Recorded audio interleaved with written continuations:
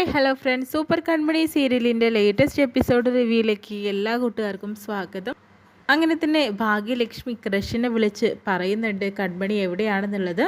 അങ്ങനെ ബിആറിൻ്റെ ഒരു ഒഴിഞ്ഞ കെട്ടിടമുണ്ട്, അവിടേക്കാണ് കൺമണിയെ കൊണ്ടുപോയിരിക്കുന്നത്. എത്രയും പെട്ടെന്ന് സാർ അവിടെ എത്തണം എന്നൊക്കെ പറയുന്നുണ്ട്, അല്ലെങ്കിൽ കൺമണിയുടെ ജീവൻ ആപത്തിലാണെന്ന് പറയുമ്പോഴത്തേനും ക്രഷ് ചോദിക്കുകയാണ്, നീ ആരാണെന്ന് ചോദിക്കുമ്പോൾ അതൊക്കെ നമ്മൾ പിന്നെ സംസാരിക്കാം, സാർ ഇപ്പോൾ ഒട്ടും വഴുകണ്ട, പെട്ടെന്ന് തന്നെ ആവട്ടെ എന്ന് പറയുന്നു. പിന്നീട് കൺമണിയെയാണ് കാണിക്കുന്നത്. കൺമണിയാണെങ്കിൽ ഗുണ്ടകളുടെ കണ്ണ് വെട്ടിച്ചിട്ട് ഓടി രക്ഷപ്പെടാനായിട്ട് നോക്കുമ്പോൾ പിന്നെ ഒളിച്ചു നിൽക്കുന്നുണ്ട് കേട്ടോ. ഒളിച്ചു നിൽക്കുന്ന സമയത്തൊന്നും കുറച്ച് സമയത്തേക്കൊന്നും അവർക്ക് കൺമണിയെ കണ്ടെത്താനായിട്ട് സാധിക്കുന്നില്ല, കാരണം വീണ്ടും തെരഞ്ഞുകൊണ്ടേയിരിക്കുകയാണ്. പിന്നീട് കാണിക്കുന്നത് ബലരാമനെയും, അതുപോലെ തന്നെ സ്റ്റേഷനിൽ കൊണ്ടുപോയിട്ടുണ്ടല്ലോ ബലരാമനെ.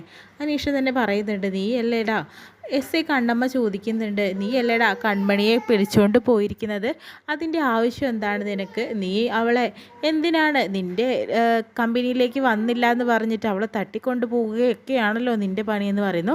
അതൊക്കെ കഴിഞ്ഞ കാര്യമാണ് മാഡം, പിന്നീടൊന്നും സംഭവിച്ചിട്ടില്ല അങ്ങനെയൊന്നും. കൺമണി ഇപ്പോൾ ഞങ്ങൾക്ക് അതിൻ്റെ ആവശ്യമില്ല എന്നൊക്കെ ബലരാമൻ തുറന്ന് പറയുന്നു കേട്ടോ. അതിനുശേഷം തന്നെ പറയുന്നുണ്ട്, എൻ്റെ അമ്മയെ ഒന്ന് ഫോൺ ചെയ്യണമെന്ന് പറയുന്നു. അതിൻ്റെ ആവശ്യം എന്താണെന്ന്. പക്ഷെ ബലരാമന് കുറച്ച് കാര്യങ്ങളൊക്കെ ബലരാമൻ ചിന്തിക്കുന്നുണ്ട്, അമ്മ എന്നെ കെണിയിലാക്കാൻ വേണ്ടിയിട്ടാണോ കൺമണിയെ പിടിച്ചുകൊണ്ട് പോയിരിക്കുന്നത്? ഇപ്പോൾ എൻ്റെ പേരാണല്ലോ ഇവിടെ എല്ലാവരും പറഞ്ഞുകൊണ്ടിരിക്കുന്നത്, ഞാനൊരു തെറ്റും ചെയ്തില്ല. അമ്മ നൈസായിട്ട് എൻ്റെ പേര് വലിച്ചിട്ടിരിക്കുകയാണ് അമ്മ രക്ഷപ്പെടാൻ വേണ്ടിയിട്ട്. അമ്മയായിരിക്കും ഇതിൻ്റെ പിന്നിൽ എന്ന രീതിയിലൊക്കെ ബലരാമൻ ചിന്തിക്കുന്നുണ്ട്. അങ്ങനെ മേഡത്തോട്, മേഡം എനിക്ക് ആ ഫോണൊന്ന് തരുമെന്ന് ചോദിക്കുന്നു. എന്തിനാണ് നിനക്ക് ഫോൺ? അതിൻ്റെ ആവശ്യം എന്താ? ഞാൻ എൻ്റെ അമ്മയെ ഒന്ന് വിളിച്ച് ചോദിക്കട്ടെ എന്താണ് അവിടെ സംഭവിച്ചതെന്ന്. ബിആറിൻ്റെ ആ വണ്ടി അതെങ്ങനെയാണ് അവിടെ എത്തിയതെന്നും എനിക്ക് അറിയണം എന്നൊക്കെ പറയുന്നുണ്ട്. അങ്ങനെ കണ്ടമ്മ ആ ഫോൺ കൊടുക്കുന്നുണ്ട് കേട്ടോ. അങ്ങനെ സുമിത്രയെ ബലരാമൻ വിളിക്കുന്നുണ്ട്. സുമിത്രയെ വിളിക്കുമ്പോഴത്തേനും ബാലുവായിട്ട് സുമിത്ര സംസാരിക്കുന്നുണ്ട്. അവനെ വിട്ടോ, ബലരാമനെ വിട്ടോ എന്നൊക്കെ പറയുന്നുണ്ട്. എന്തായാലും ഫോൺ സംസാരിക്കാമെന്ന് പറയുന്നു. അങ്ങനെ സംസാരിക്കുന്നുണ്ട്.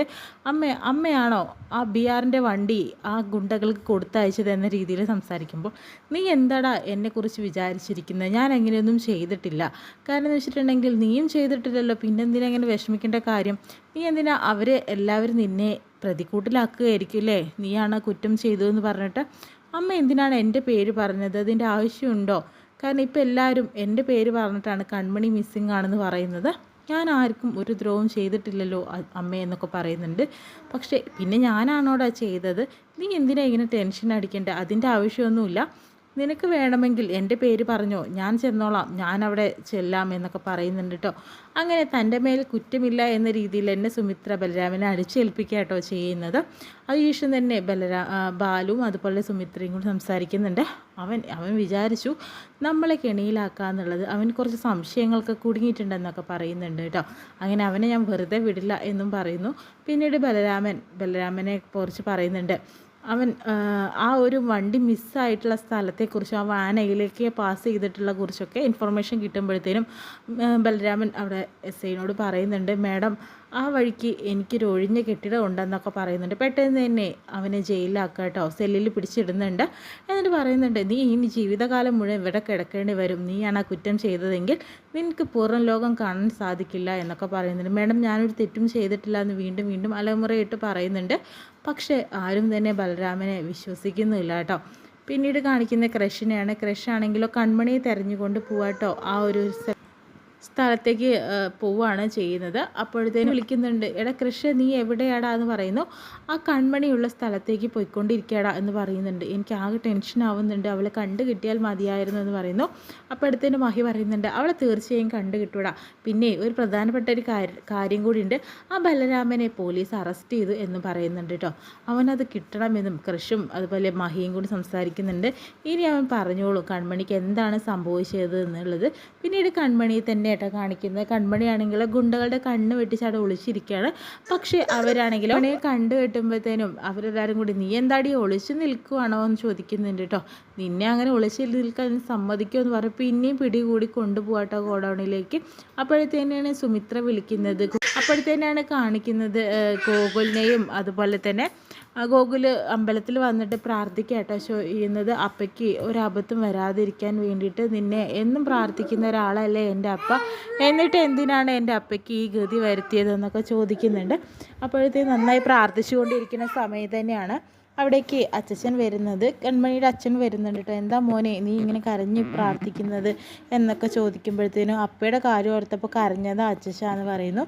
അത് സാരമില്ല മോനെ, അവളെ എത്രയും പെട്ടെന്ന് വിഘ്നേശ്വരൻ കൊണ്ടുവരും.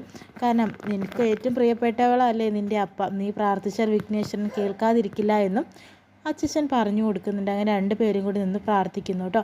പെട്ടെന്ന് തന്നെ ഗുണ്ടയാണെങ്കിലോ കൺമണിയെ കൊണ്ടുപോകാനായിട്ട് നിൽക്കുന്ന സമയത്താണ് സുമിത്ര അവിടേക്ക് കോൾ ചെയ്യുന്നത്. അവളെ തീർത്ത് കളഞ്ഞോ എന്ന് ചോദിക്കുമ്പോഴത്തേനും അവളെ തീർത്ത് കളഞ്ഞിട്ടില്ല മേഡം, പെട്ടെന്ന് തന്നെയാണ് അവൾ ഞങ്ങളുടെ കയ്യിൽ നിന്ന് ഓടി രക്ഷപ്പെട്ടത്. പക്ഷെ അവളെ കിട്ടി കേട്ടോ എന്ന് പറയുന്നുണ്ട്.